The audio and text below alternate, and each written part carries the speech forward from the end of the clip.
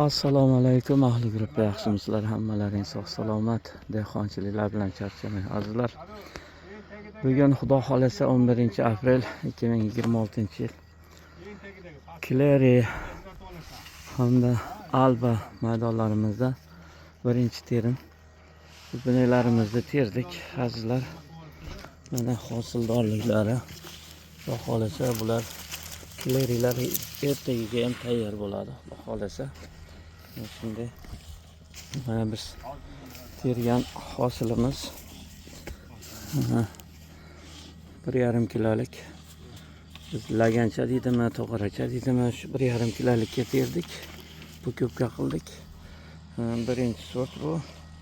Xudo xolasa yirikliklari juda chiroyli holatda chiqdi. Mana qizaloq toshib beryapti, dadalarga yordam beryapti bu qizimiz. Mana ular. Mana Kleri albalarda ikkinchi sorti bo'ldi bu. Ikkiga ajragan, 1-2 qilindi. Xolasa mashinamizga yuklayapmiz.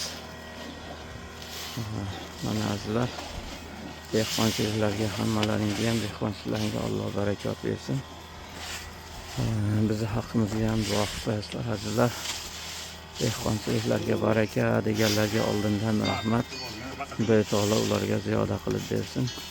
Hammamizga ham mana shunday xursandchilik kunlarga, mehnatlarimizda rohatini ko'rishlikka nasib qilsin azizlar. Salomat bo'linglar.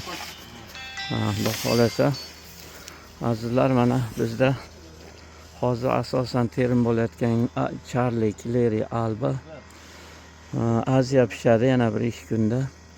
Bundan tashqari Murano bor, Cabrillo bor, Alexandra, Albion, yana 1-2 yangi navlarimiz bor sinovda. Petro, Josi, Berina. Bularda kimda kim mana palagida hosilini ko'raman desa, Xudo xolasa manzilimiz Namangan viloyati Norin tumani. Kelib sayil qilib hosildorligini ko'rib, kim qaysidan ekaman desa, o'zlari keyin o'zlariga yaqin joylardan ko'chatini olib ekaveradi. Faqat ko'chat ekishda adashmanglar azizlar. Ko'chatlarni ekishda adashmasdan mana shunday yangi navlardan eksalaring Xudo xolasa hosildorlik. Mana kim kelsa Charlini ham ko'rsataman.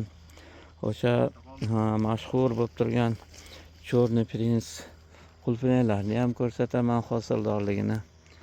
Salomat bo'lasizlar azizlar. Alloh hammamizga ham qilayotgan kasb-korimizga barakot bersin. Buni ushurlarini ham o'z vaqtida berishlikda hammamizga azizlar Alloh nasib qilsin.